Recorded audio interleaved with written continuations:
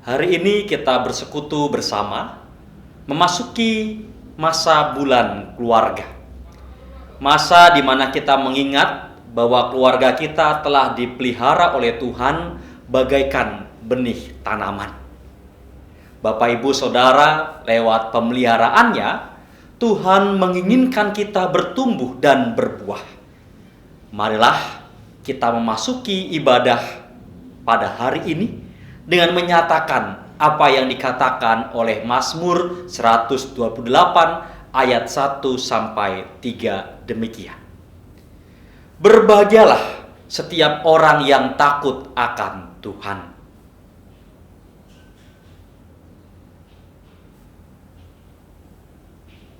Apabila engkau memakan hasil jerih payah tanganmu,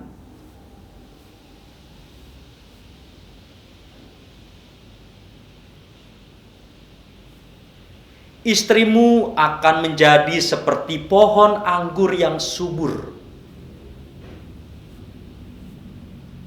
Anak-anakmu seperti tunas pohon zaitun.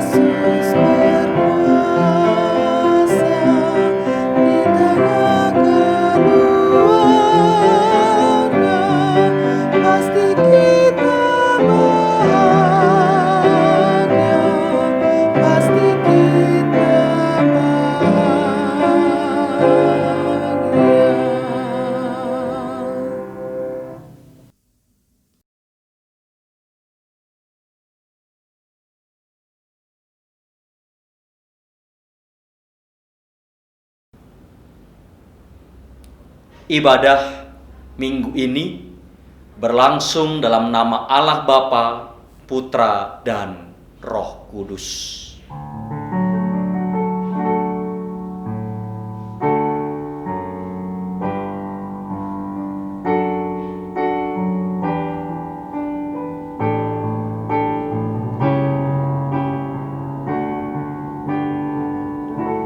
Damai Kristus besertamu.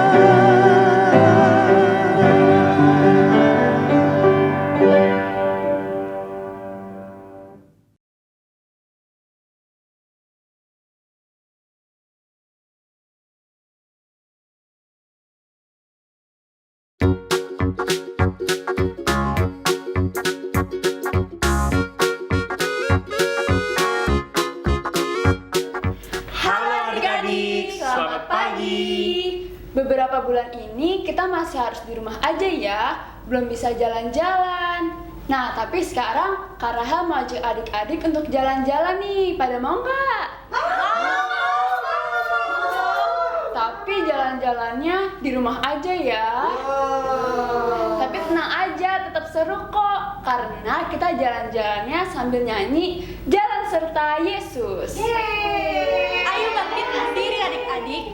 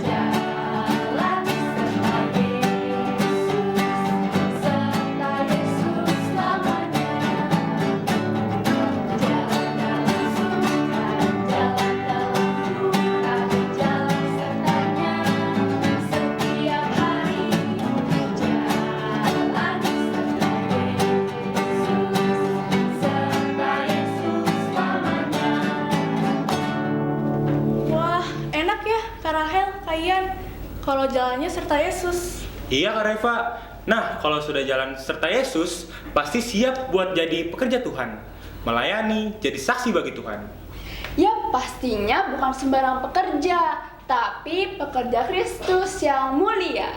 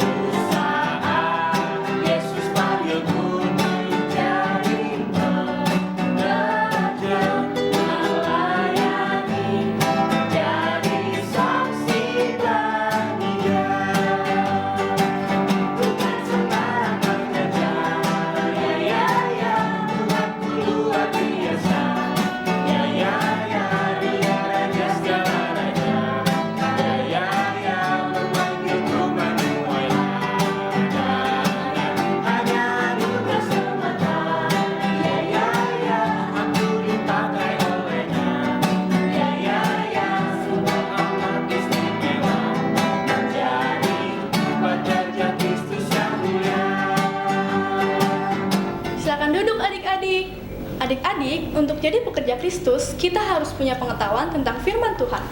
Ya, benar banget Kak Reva. Untuk itu, sekarang kita mau mendengarkan firman Tuhan yang akan disampaikan oleh Mbak Emma. Yuk adik-adik, kita bersatu dalam doa, siapkan hati kita untuk menerima firman Tuhan. Mari kita berdoa. Tuhan Yesus yang baik, terima kasih Engkau telah mengumpulkan kami di tempat ini. Sebentar lagi kami ingin mendengarkan firman-Mu. Tuhan siapkan hati kami, kiranya kami bisa mendengarkan firman-Mu dengan baik. Terima kasih Tuhan Yesus. Haleluya. Amin. Silakan Mbak Emma. Adik-adik, siapkah mendengarkan cerita hari ini? Siap. Semuanya sudah siap ya. Hari ini kita akan mendengarkan kisah seorang domba. Namanya Dombi ya. Dia adalah seorang domba yang sangat manja. Ayo adik-adik, kita saksikan ceritanya. Dombi adalah seekor domba kecil yang tinggal bersama ibunya. Sang ayah sudah lama meninggal. Pada saat ayah Dombi masih hidup, ayah dan ibunya bekerja keras untuk menghidupi keluarganya. Namun, Dombi tidak pernah membantu sama sekali. Taunya, segala sesuatu sudah tersedia baginya. Ia menjadi domba yang tumbuh semena-mena, pemalas, dan selalu ingin menang sendiri. Meskipun ayahnya sudah meninggal, sikap Dombi tidak berubah. Dombi masih saja tidak pernah membantu ibunya. Pagi itu ketika Dombi masih tidur, ibu Dombi sudah pergi ke kebun untuk bekerja.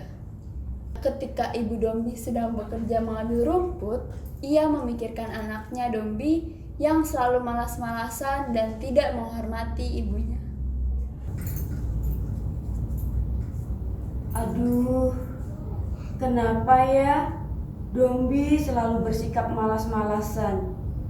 Tidak pernah berubah dari dulu. Sedih jadinya melihat anakku Dombi bersikap begitu.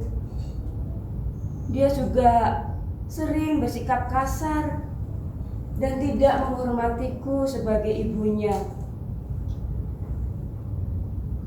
Bagaimana kalau nanti dia sudah dewasa ya? Aduh, udah jam berapa ini?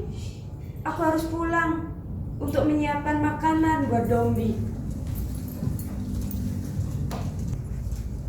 Dombi? Dombi? Astaga, Dombi. Kamu masih bermalas-malas di kamar. Ayo bangun. Ayo bangun. Iya, Dombi bangun. Ibu, aku lapar, mau makan. Mana makanan untukku? Ibu baru mau menyiapkan, Dombi. Hah? Dari tadi ibu belum masak. Ibu kemana aja sih? Udah siang begini belum masak. Dombi, kamu tidak sopan sekali berkata seperti itu kepada ibu. Ibu sudah dari pagi pergi ke kebun untuk bekerja, mencari rumput. Seharusnya kamu bisa membantu ibu untuk memasak, bukannya tidur dan ngomel-ngomel. Kapan kamu mau berubah, Dombi? Jangan jadi malas-malas. Nanti kamu rugi sendiri ketika dewasa. Ibu sedih melihat kamu selalu bersikap tidak hormat pada ibu. Aku gak mau dengar.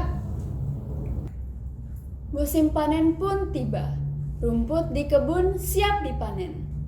Dengan penuh sabar, sang ibu bekerja hingga larut malam untuk memanen rumput seorang diri. Sang ibu pun memanggul hasil kebunnya pulang ke rumah. Namun, Dombi menyambut kedatangan sang ibu dengan marah-marah.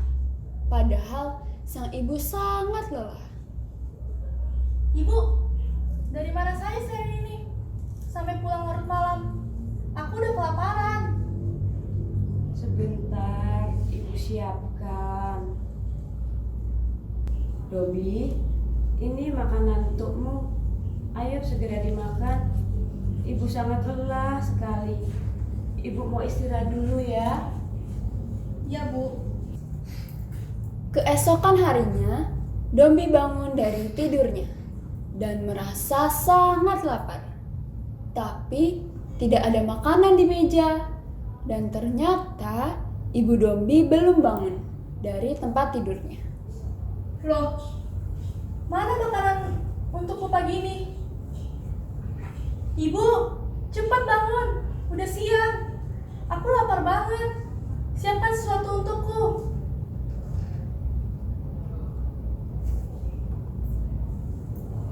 Anakku, ambillah makanan sendiri. Kamu kan sudah besar. Ibu lelah sekali. Ibu ini buat aku sebel aja. Dombi pun merasa sangat kesal dan pergi ke kebun untuk mencari rerumputan. Pada saat itulah Pakku lewat. Hei Dombi, di mana ibumu?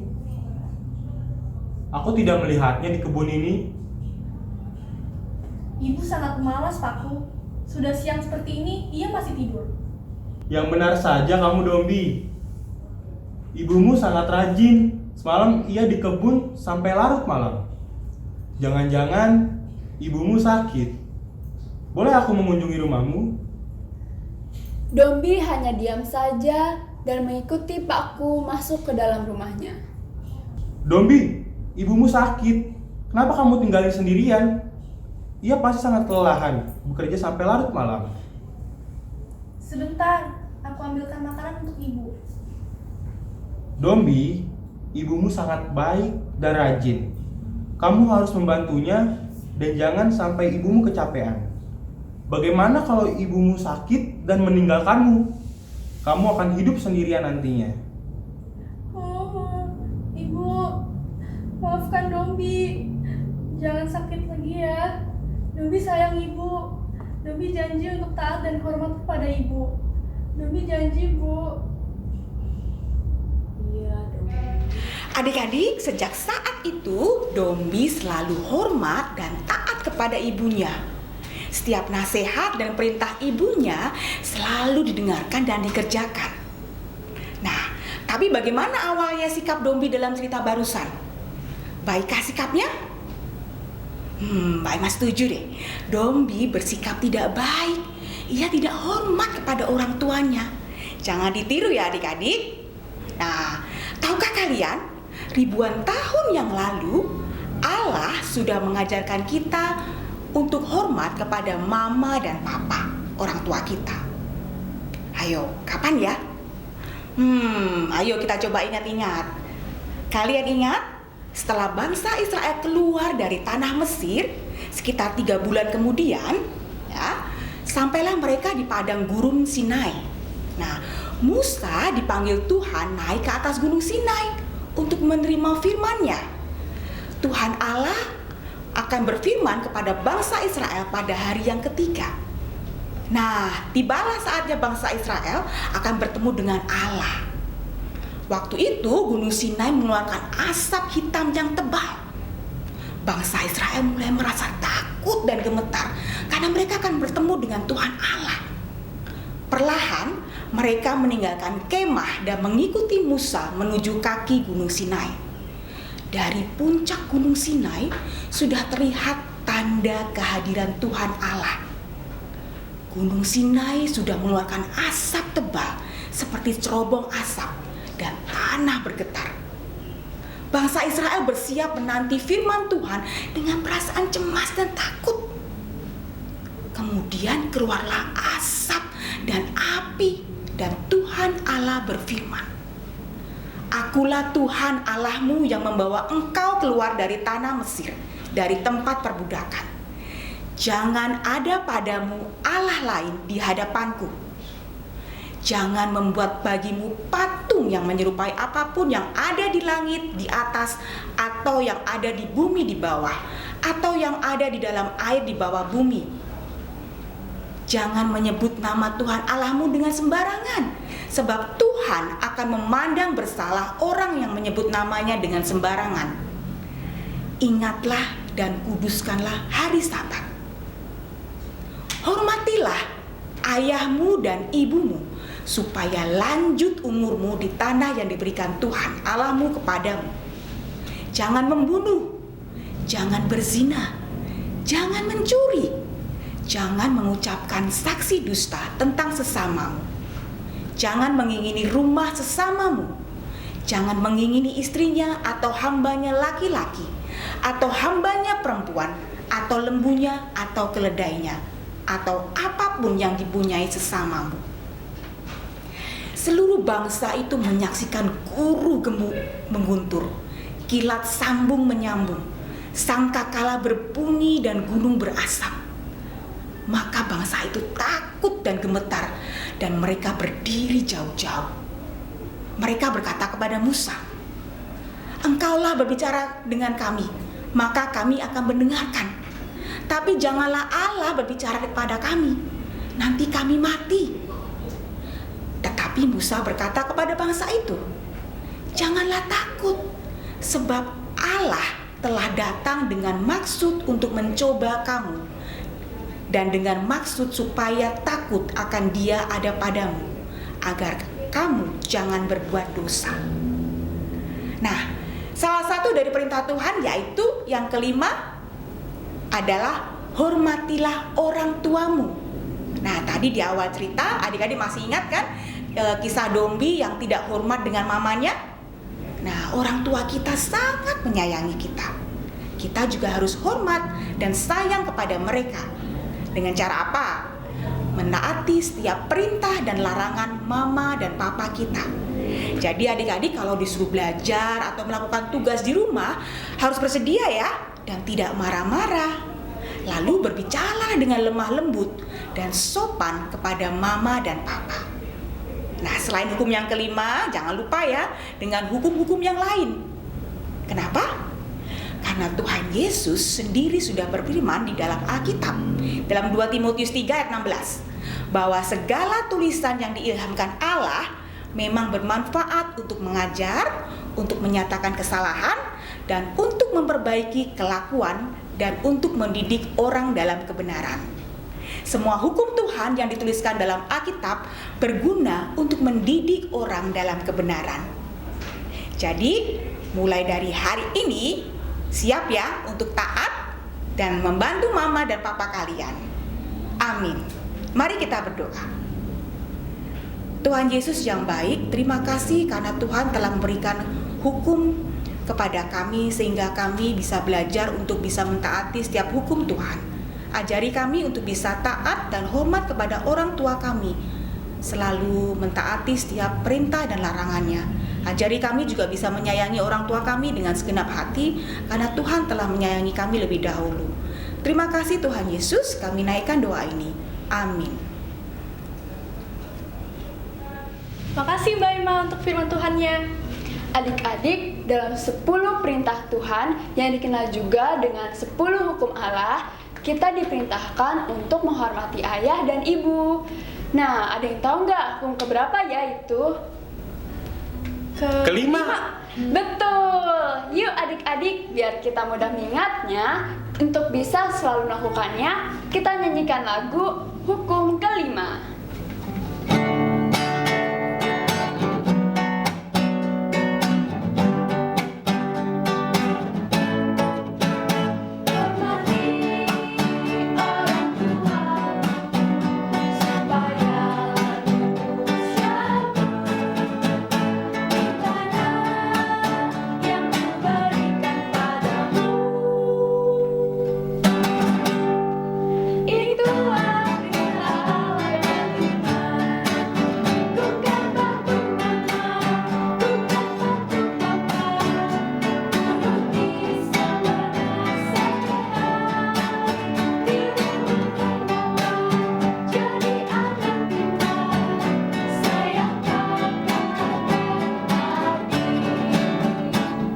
Tuhan adalah anugerah bagi hidup kita.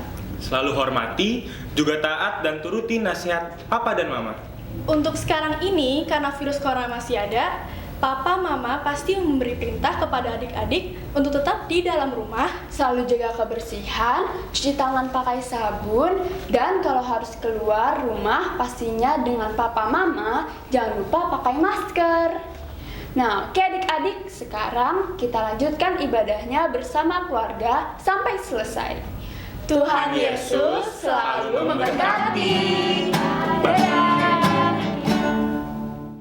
Bapak Ibu yang terkasih di dalam Tuhan kita Yesus Kristus, saat ini marilah sebelum kita bersama merenungkan firman Tuhan dan menerima panggilannya di dalam meja perjamuan, kita bersatu di dalam doa. Ya Allah, Sang Penguasa kehidupan, kami sungguh bersyukur apabila Engkau memanggil kami untuk bersama merenungkan firman Tuhan pada hari ini. Di tengah kebersamaan kami dengan keluarga-keluarga yang terkasih, Engkau bersama menyatukan kami sebagai tubuh Kristus bersama dengan keluarga-keluarga yang lain. Saat ini kami akan bersama merenungkan firman-Mu, Tuhan yang berfirman, dan mampukanlah kami melakukannya dalam kehidupan sehari-hari. Di dalam nama Sang Kristus kami berdoa. Amin. Bapak Ibu yang terkasih, pembacaan Alkitab pada minggu hari ini diambil dari Matius pasal 21 ayat 33 sampai dengan 46. Dengarkanlah suatu perumpamaan yang lain. adalah seorang tuan tanah membuka kebun anggur dan menanam pagar sekelilingnya. Ia menggali lubang tempat memeras anggur dan mendirikan menara jaga di dalam kebun itu. Kemudian ia menyewakan kebun itu kepada penggarap-penggarap, lalu berangkat ke negeri lain. Ketika hampir tiba musim petik, ia menyuruh hamba-hambanya kepada penggarap-penggarap itu untuk menerima hasil yang menjadi bagiannya. Tetapi penggarap-penggarap itu menangkap hamba-hambanya itu. Mereka memukul yang seorang, membunuh yang lain, dan melempari yang lain pula dengan batu. Kemudian tuan itu menyuruh pula hamba-hamba yang lain, lebih banyak daripada yang semula. Tetapi mereka pun diperlakukan sama seperti kawan-kawan mereka. Akhirnya, ia menyuruh anaknya kepada mereka, katanya, "Anakku akan mereka segani." Tetapi ketika penggarap-penggarap itu melihat anaknya itu, mereka berkata seorang kepada yang lain, "Ia adalah ahli waris. Mari kita bunuh dia, supaya warisannya menjadi milik kita." Mereka menangkapnya dan melemparkannya keluar kebun anggur itu, lalu membunuhnya. Maka apabila tuan kebun anggur itu datang, apakah yang akan dilakukannya dengan penggarap-penggarap itu?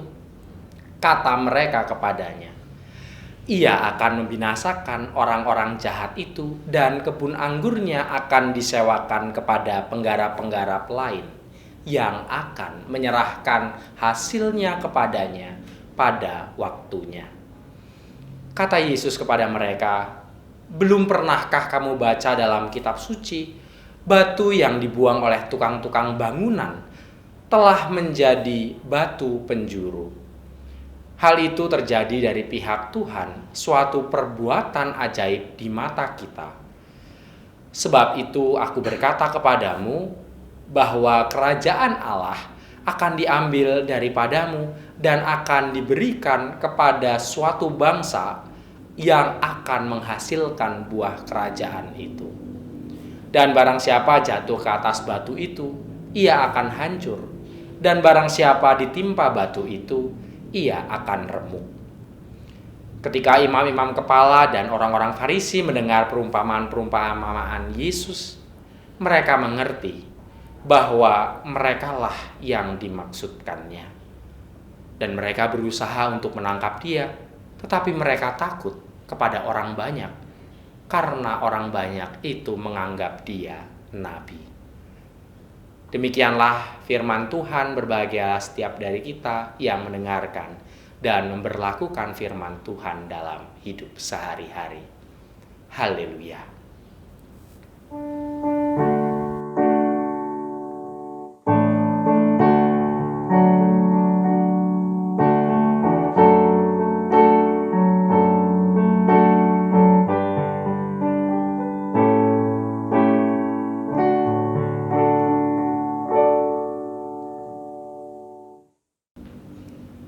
Keluarga bagai kebun anggur. Itulah tema perenungan kita di awal bulan keluarga ini. Anggur dan kebun anggur adalah dua hal yang begitu umum dijumpai di dalam sejarah perjalanan bangsa Israel.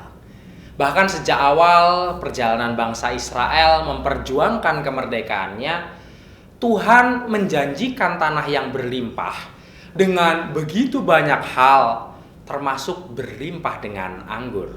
Kita bisa baca firman tersebut dalam Ulangan 6 ayat 11. Begitu berharganya anggur juga kemudian terlihat manakala 12 perwakilan bangsa Israel mengintai tanah Kanaan sebelum bangsa ini memasuki tanah tersebut. Dikatakan dalam Bilangan 13 ayat 23, maka mereka memotong dahan anggur beserta dengan anggurnya sebagai bukti akan kekayaan tanah Kanaan. Anggur seringkali digunakan untuk menyimbolkan kondisi perawatan atau pemeliharaan yang dilakukan oleh Tuhan kepada umat kepunyaannya. Seorang petani anggur Allah menyediakan segala hal yang diperlukan bagi umatnya, para anggur-anggurnya, para kebun anggurnya, agar dapat berbuah dan terpelihara.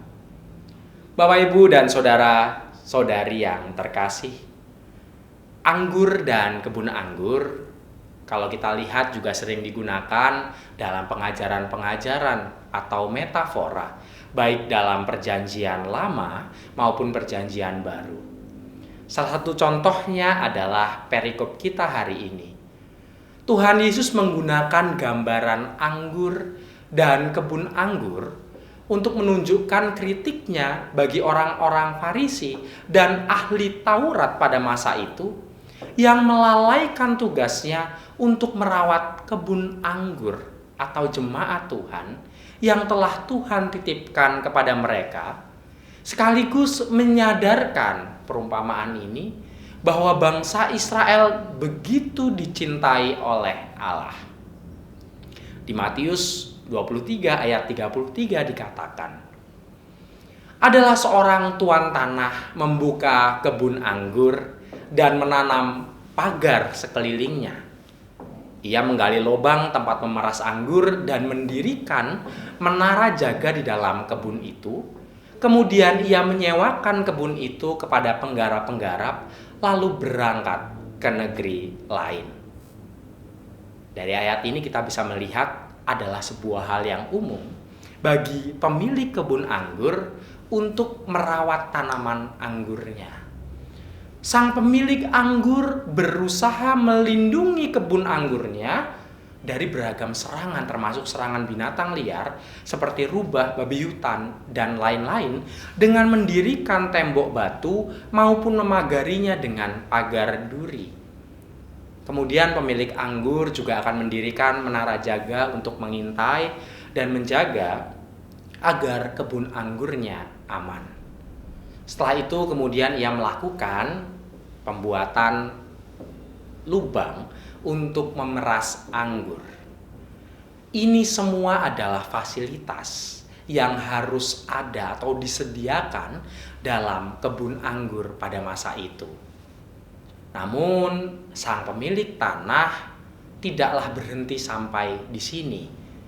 Ketika ia ingin menghasilkan anggur yang terbaik, ia memerlukan pekerja kebun anggur untuk mencangkul tanah dan membuang batu-batu, mencabut tanaman liar yang merantingi pohon anggur, dan beragam pekerjaan lain sehingga anggur yang ditanam dapat menghasilkan buah yang baik.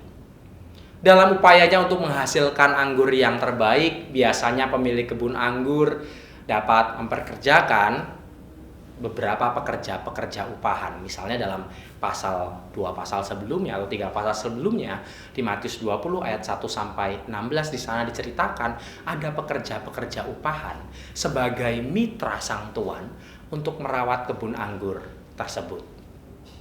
Bapak Ibu yang terkasih, dalam perumpamaan ini kita bisa melihat tuan tanah atau pemilik tanah dalam perikop ini adalah Tuhan sendiri, dan kebun anggurnya adalah umat Israel. Sejak awal Tuhan telah memilih umat Israel sebagai umat pilihan.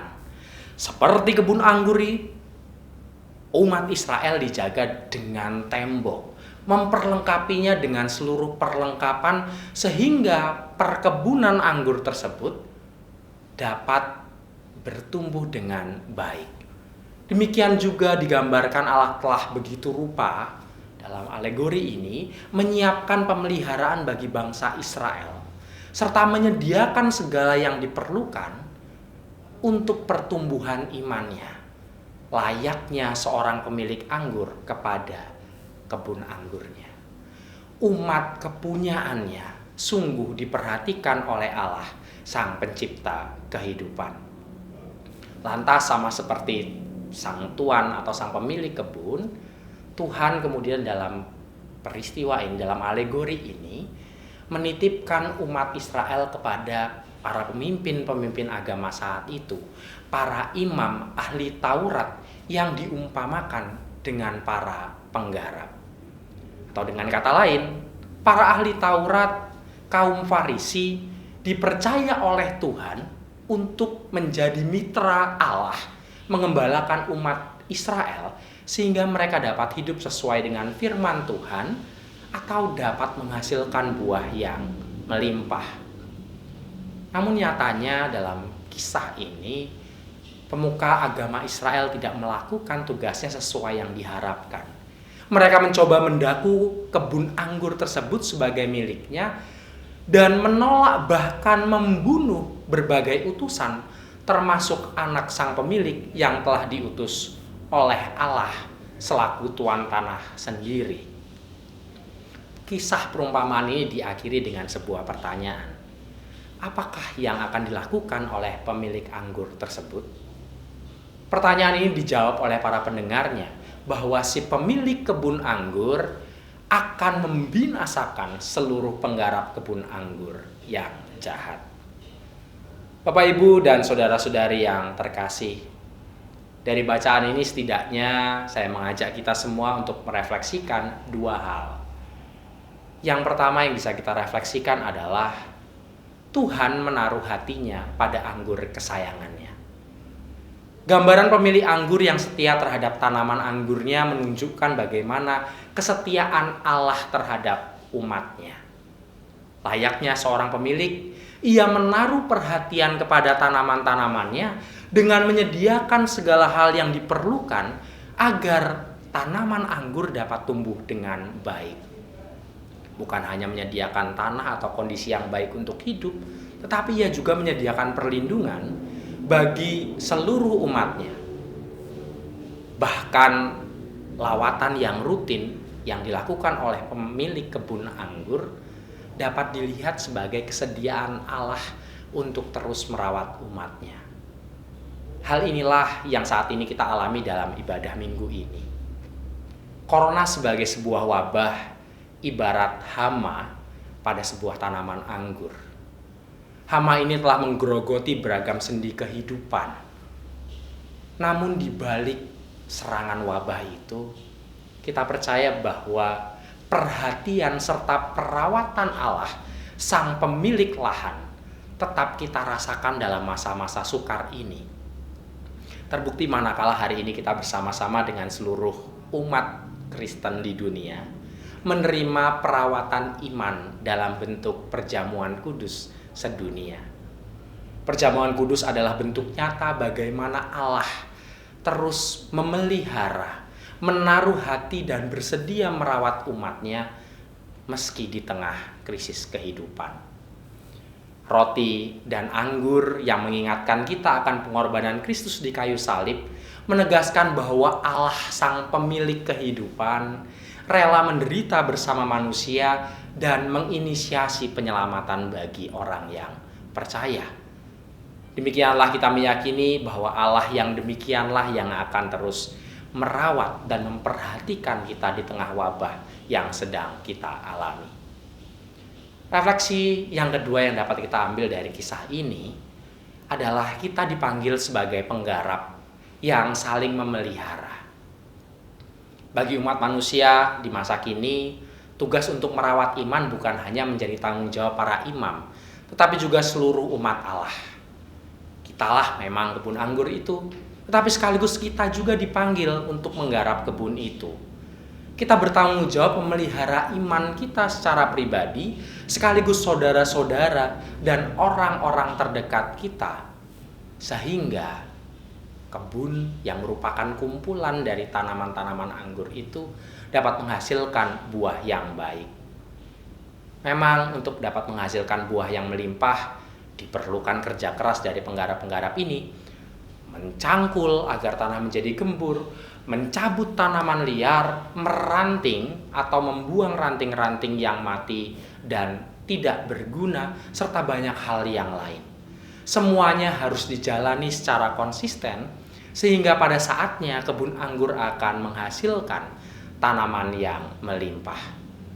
Demikian pula saat ini kita dipanggil untuk berjerih lelah menjadi mitranya, ikut andil dalam memberikan pemeliharaan iman bagi yang lain.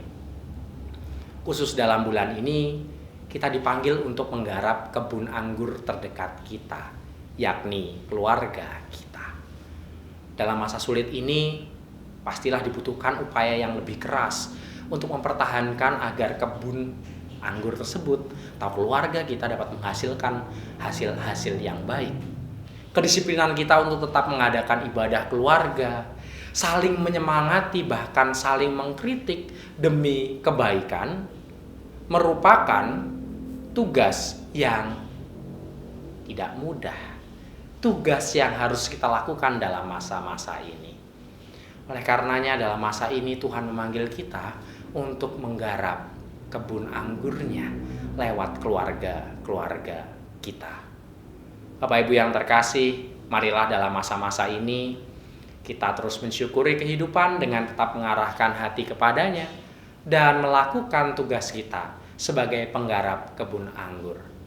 Marilah kita mulai semuanya ini dari keluarga kita masing-masing. Amin.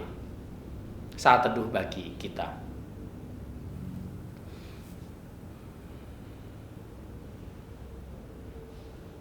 Persembahan pujian, mari bersama kita mendengarkannya.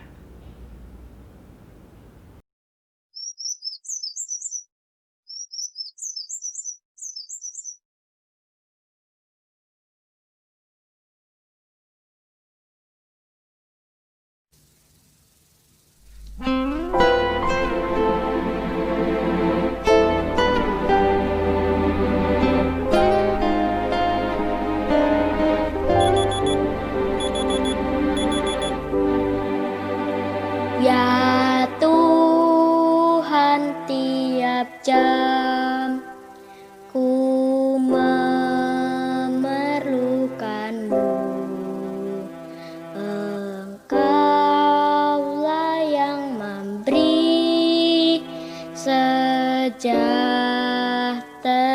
penuh setiap jam, ya Tuhan. Dikau ku perlukan, ku datang juru selamat, berkatilah.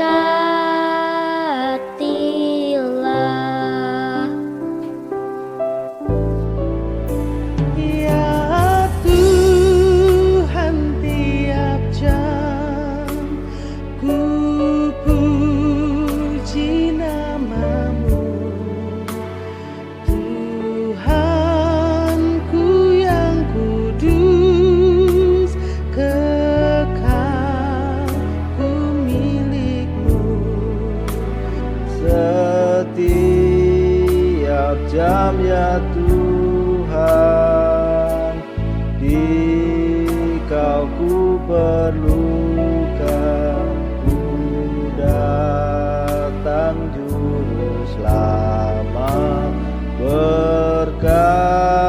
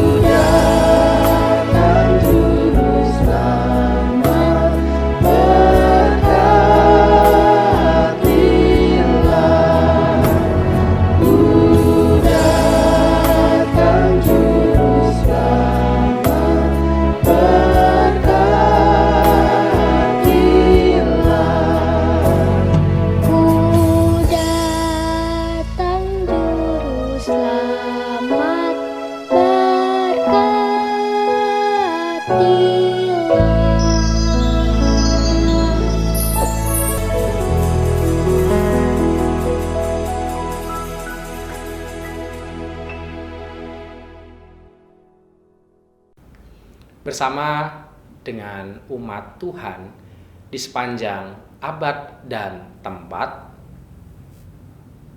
marilah kita memperbaharui iman percaya kita dengan menyanyikan pengakuan percaya lewat pujian dari Kidung Jemaat 280 1 sampai dengan yang ketiga.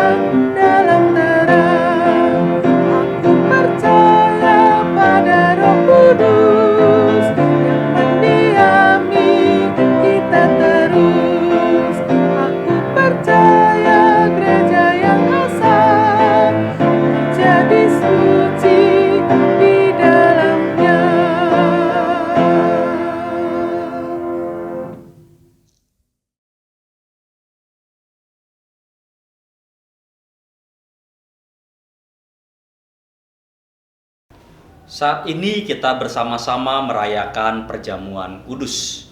Tuhan Yesus Kristus sendirilah yang menetapkannya dan mengundang kita untuk melakukannya. Di dalam ketidaksempurnaan kita semua, kita percaya Allah akan menyucikan kita dari segala dosa kita dan menyempurnakan pemahaman kita dalam memahami misteri perjamuan kudus ini. Marilah kita mengarahkan hati kepada Tuhan. Marilah kita bersyukur kepada Tuhan Allah kita. Ya Allah yang kudus dan maha kuasa, kami bersyukur kepadamu sebab Engkau mengarahkan perkembangan dunia ini dan menyayangi setiap insan.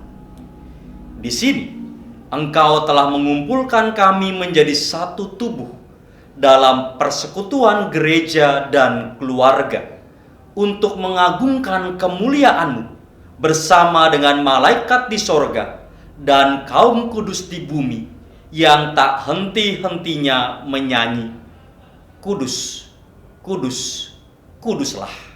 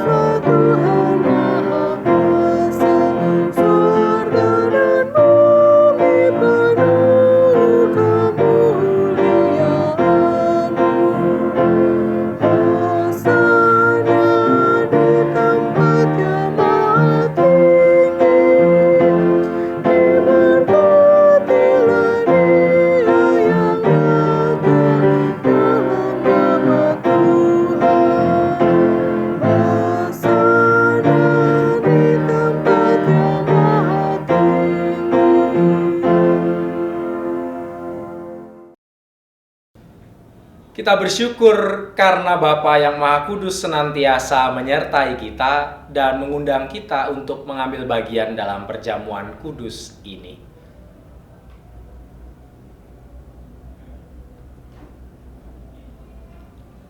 Kita yakin bahwa Roh Kudus telah dicurahkan atas kita, sehingga dengan iman kita mengalami kehadiran Kristus di sini, yang pada waktu malam Ia diserahkan mengambil roti, dan sesudah itu ia mengucap syukur atasnya. Ia memecah-mecahkannya dan berkata, "Inilah tubuhku yang diserahkan bagi kamu. Perbuatlah ini menjadi peringatan akan aku." Demikian juga ia mengambil cawan sesudah makan, lalu berkata, "Cawan ini adalah perjanjian baru yang dimateraikan oleh darahku. Perbuatlah ini setiap kali kamu meminumnya menjadi peringatan akan aku. Sebab setiap kali kamu makan roti ini dan minum dari cawan ini, kamu memberitakan kematian dan kebangkitan Tuhan sampai ia datang."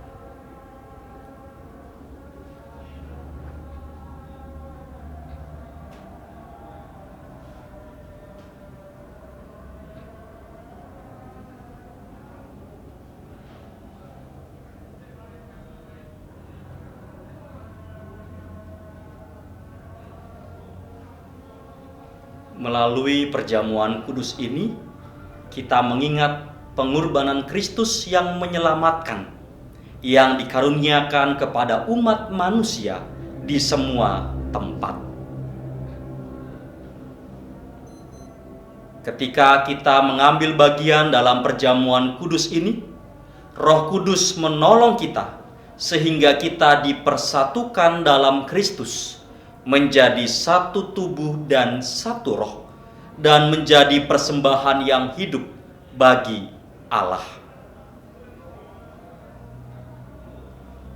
Melalui Kristus, dengan Kristus, dalam Kristus, semua hormat dan kemuliaan bagi Allah Bapa dalam persekutuan dengan Roh Kudus sekarang dan selamanya.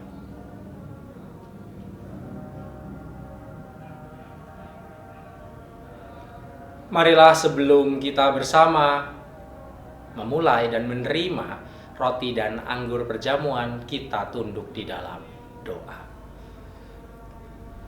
Ya Allah, Sang Maha Rahim, Engkau begitu mencintai kami, sehingga hari ini Engkau memanggil kami di dalam meja perjamuan Tuhan.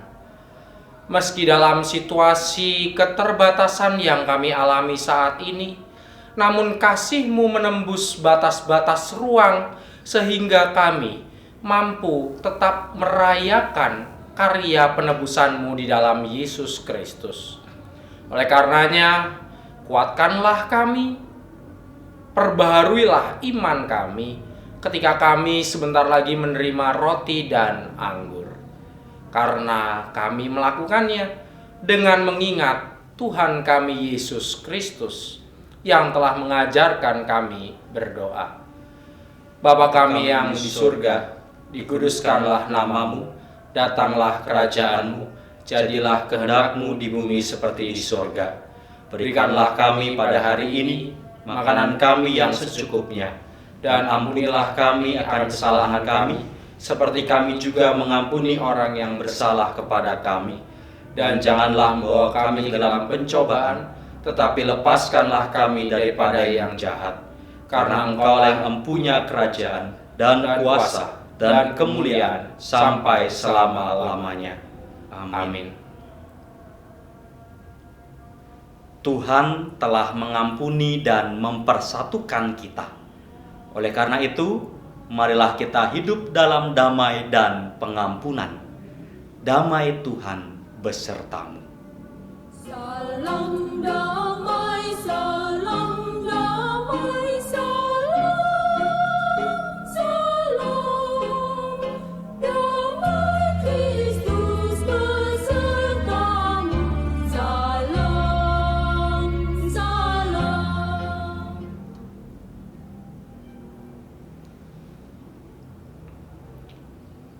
Roti yang dipecahkan ini adalah persekutuan dengan tubuh Kristus. Ambillah.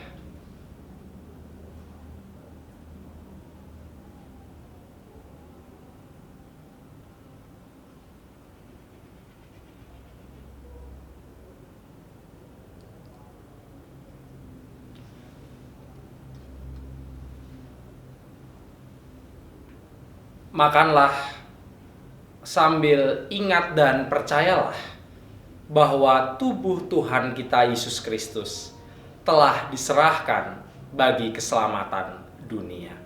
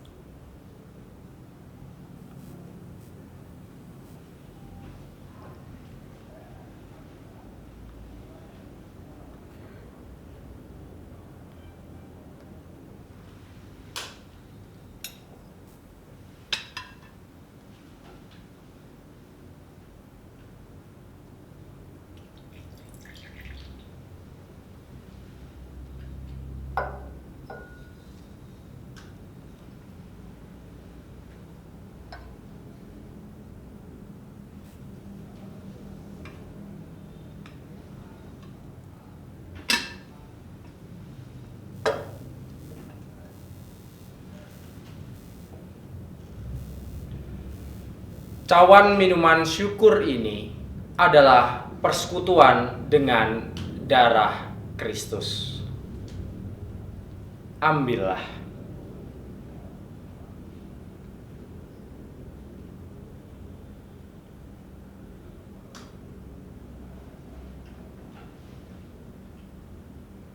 Minumlah sambil ingat dan percayalah bahwa darah Tuhan kita Yesus Kristus telah dicurahkan bagi keselamatan dunia.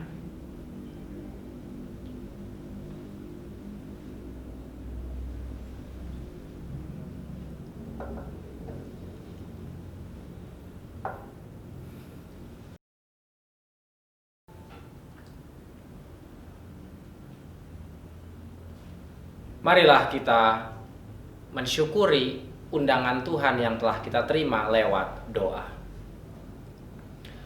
Sungguh kami mengucap syukur dalam keterbatasan ini kami boleh menerima bentuk pemeliharaan Tuhan lewat roti dan anggur yang baru saja masuk ke dalam tubuh kami.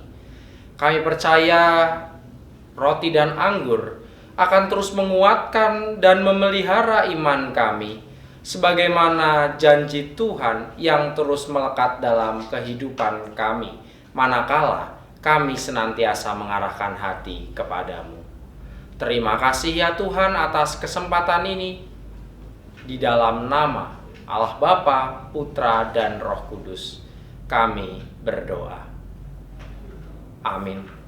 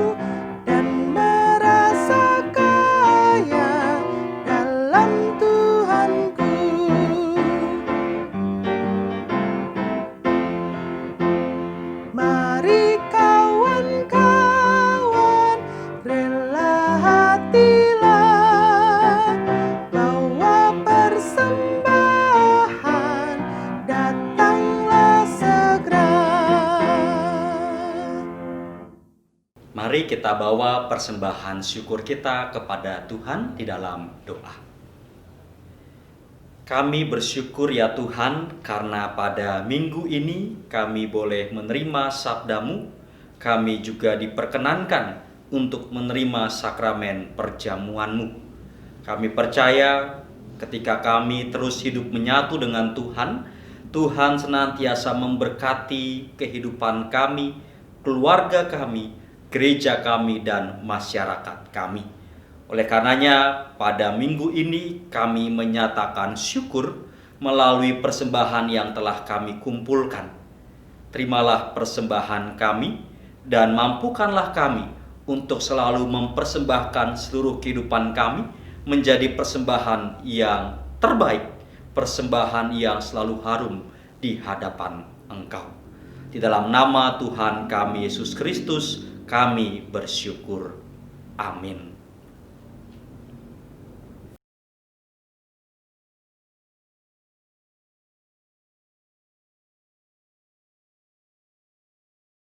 Selamat pagi dan selamat hari Minggu kepada seluruh jemaat GKJ Tangerang yang dikasihi Tuhan Yesus Kristus. Kita patut mengucap syukur kehadapan Tuhan kita, Yesus Kristus, atas tangan kasih-Nya yang tak berkesudahan, yang senantiasa memelihara dan merawat kita hingga saat ini. Tak terasa, sudah 1 bulan lebih kita melewati hari jadi GKJ Tangerang yang ke-23. Dalam bulan September yang lalu, setiap minggunya kita juga telah melaksanakan beberapa kegiatan dalam rangka memeriahkan hari jadi gereja tercinta kita. Dimulai dari talk show Serius Tapi Santai, lomba video kreasi dengan tema Seberapa Cintanya Kamu dengan GKJ Tangerang, kreativitas anak sekolah minggu, dan lomba cerdas cermat Alkitab. Semua kegiatan dapat terwujud karena berkat Tuhan dan partisipasi seluruh warga GKJ Tangerang. Memasuki bulan Oktober tahun 2020, kita peringati sebagai bulan keluarga. Pada bulan keluarga ini, Sinode memberi tema Seni Merawat Keluarga.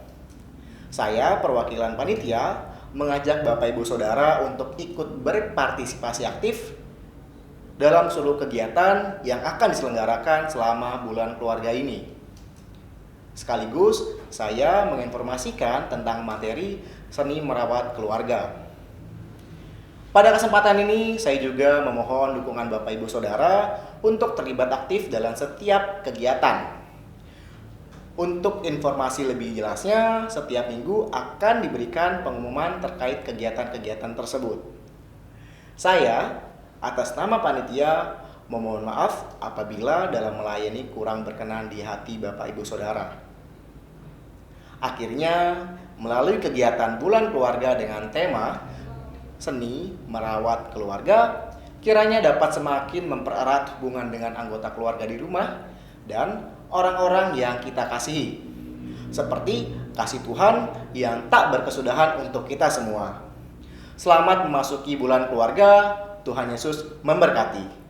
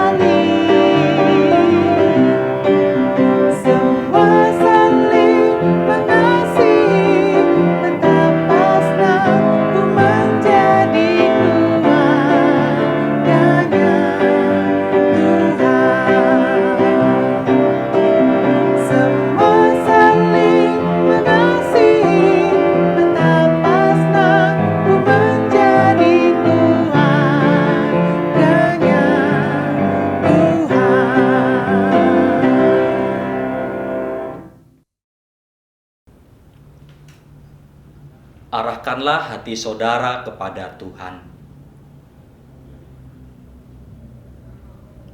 Jadilah saksi Kristus.